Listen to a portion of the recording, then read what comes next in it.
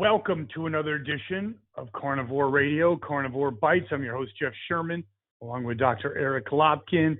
A lot on the agenda, Dr. Lopkin, a lot really, again, focuses on our esteemed president, which, before we get into the whole agenda, do you think it's people's imagination, or what's your read? Is he really digressing mentally as day by day, or what? He does seem to be getting worse. When he makes a speech, now he's made a couple of speeches over the past few days, one down in Atlanta, the January 6th, where despite the content, he actually did manage to seem presidential. So he can be coached to perform. However, as soon as somebody starts asking him questions, as soon as he goes off script, he's lost it. Oh, yeah, that happened in Georgia when he was on script. Yes. You might not agree with what he was saying. I certainly don't. As soon as he starts doing some riffs, it just goes south real quick. But we'll redouble on that, just kind of an opening thought. So speaking of opening thoughts, and maybe she doesn't have a lot of them, and that's AOC, again, as any good socialist, just like Nancy Pelosi, and we'll talk about that in a second, is do as I say, not as I do, mass, triple, 10 mass maybe, might not be enough, and she's out in some kind of a transgender get together in Florida, which all the liberals are flocking to because there's freedom there. She's now tested positive for COVID, and I guess she's so irresistible, so sexy, that even the COVID virus could not help but be with her, correct? That's it. That's the truth, is that the COVID virus wants to date AOC. And of course, she couldn't turn that down. But he is absolutely ridiculous. I mean, AOC is another one who really has no clue about reality. She is stuck in this agenda that we've seen over and over again in country after country fail miserably. And yet she's like, oh no, this is great. However, just do what I say, don't do what I do. She's complaining, she can't afford her student loan debt, but she can afford to drive a Tesla. I find that very hard to believe, that she can't afford her student loan debt as being a congressperson. And if you can't afford the school, then don't go to one of the most expensive schools in the country. Be you. There you go. I know that's a genius thought, but you may want to contemplate that before you rack up hundreds of thousands. But that's just a political thing. She can easily pay off. She could start a GoFundMe page. How does that sound? So speaking of do as I say, not as I do, Nancy Pelosi, the esteemed socialist, open borders, senile nutcase. Yes, we all must share the wealth, and corporations need to pay more. Just by chance, she racked up and had a windfall of over $30 million. Just so happens the stock that her husband traded in was related to legislative agendas. That's just pure coincidence, isn't it, Dr. Lopkin? Of course. If somebody in the corporate world had done this, it would have been labeled insider trading immediately. The SEC would have... Right. The SEC would have filed charges. There would have been jail time. Yes, Martha Stewart is the perfect example. For a lot less. Because she is Speaker of the House and, she's a politician. It's okay for us to do this. And yeah, but how about the mixed message? The big socialist, yes, it's socialism is, again, as long as it pertains to you and I. She went into Congress. She was relatively affluent, not really overwhelmingly, and now she's worth what, $300 million? Something like a banana that. republic. But you're talking about the socialists. I'm actually going to give the socialists credit where credit is due. The squad has been going after her and saying they need to change the rules to make that illegal for Congress. It's the only thing I've ever heard them say that makes any sense. Well, even a broken clock is right twice a day. Exactly. Speaking of a broken clock, I have two broken clock things on the itinerary, and that is Kamala Harris. This really does piss me off. You have someone, and by the way, it's not like a truck driver or a middle manager. She's a vice president of the United States. So totally incompetent, has screwed up everything she's touched. Not even screwed, but has so lazy, hasn't done jack shit for anything that she's assigned to. Went to the border, well, within 300 miles of the border. Basically, obviously, have done nothing. So what did she do? Blame the race card. I mean, how? First of all, how reflective is that of her personality? Plus, she has a responsibility to unite. That's what they ran on, the great uniters.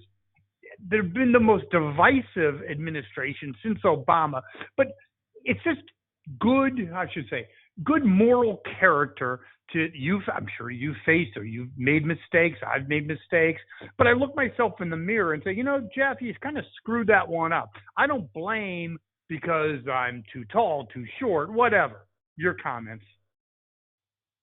Yeah, the claim that people are harder on her because of her race and gender is absolutely ridiculous. First of all, it was her race and gender that got her the position in the first place. So without a doubt, she's already used that to her advantage.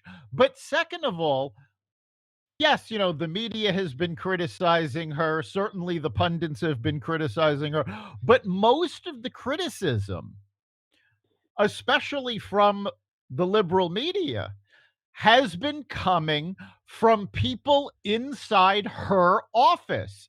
So you're telling me that she hired racists because they're the ones providing the information and the complaints. As it turns out, Kamala Harris was not ready for prime time. She's never been ready for prime time. Right. Never been ready. According to the people in her office, she does not do the research. She does not prepare for media events. She does not go over the briefings on the issues. Now, there were some complaints that Trump did the same thing, and the media went off. Was it race related then? No, of course not. You've got the same complaints about Harris that they leveled against Trump, but in her case, it's because of her race and gender. No, it's because she is incompetent.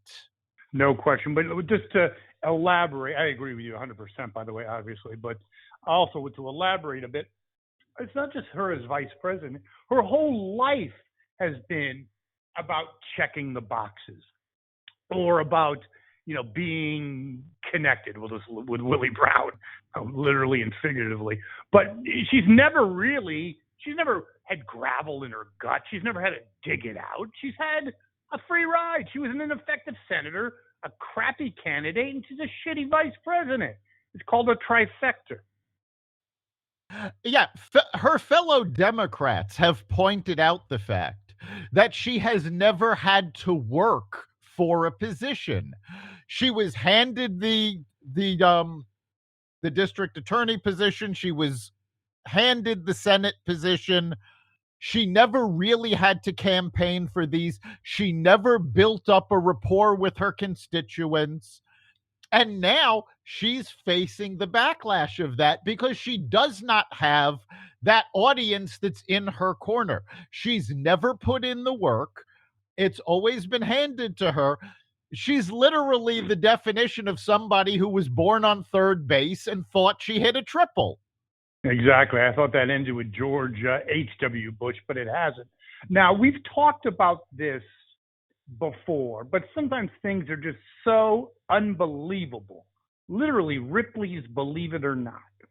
And we've talked about CNN's plummeting ratings, so has MSNBC, but losing 88% of your viewers. I mean, you're talking like you said to me before we went on air that cable access is close to that. I mean, this is the epitome of incompetency. Zucker should not be fired. He should be sent to Siberia, like re-education camp or something. My God, what a bonehead. How do you do that? How do you take CNN, the leader in news 20 years ago, 25 years ago, and turn it into a shit show? It is absolutely amazing how far CNN has fallen. And you and I have used this example before, but all I keep thinking of is the 1962 Mets. And when Casey Stengel was asked how did they lose all those games, he said it was a team effort. Well, that's what happened at CNN. The failure of the network is amazing because even the diehard liberals have turned their back on the network because they're saying, you know what? This is just not true. These are not facts. And MSNBC is starting to see the same thing.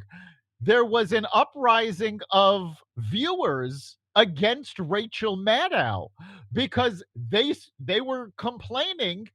Maddow said if we got vaccinated, that was going to protect us from the virus. Now it turns out that's not true. And they're like, so all of the things that the liberal pundits have been telling us isn't true. We're going to stop watching. And you're seeing the ratings plummeting. CNN is topping out now at 687,000 viewers. For a national network, that is ridiculous. Local channels get more viewers than that. Totally amazing. I think you have a really good point. And I just want to bounce this off you. Someone who's been in the newspaper business and communications now. I think, and this is what I believe, that with Trump, they thought they could just throw shit against the wall, everything stuck. But then they went a bridge too far, lie after lie after lie. They lost their credibility. People don't trust them. And I think their audience has left them. That's not profound. That's I think, a matter of fact. The other factor is, if you look at CNN, I'd rather watch my cats do calisthenics. I mean, it is unwatchable, your comments. I mean, Anderson Cooper, I love him. Mr. Erudite with the glasses. He's like the shittiest interviewer. Talk about cable access.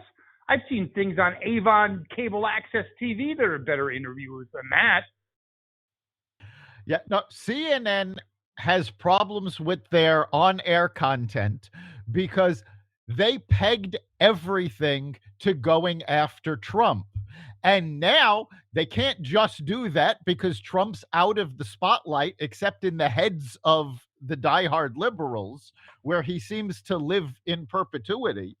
But now all of the facts are coming out.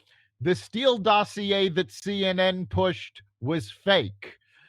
The Wuhan lab leak theory is plausible. Everything they pushed back, oh my God, it's lie. It's like, all turned out to be true. And you're not just seeing it at CNN. CNN happens to be the most visible example of it, but you're seeing MSNBC's ratings drop. You're seeing all of the late night talk show hosts' ratings drop because except for Gutfeld. Yes, except for Gutfeld on Fox News, who is the number one late night host. You're seeing all of these people going, you know what? Enough is enough. You've been lying to us for 5 years now.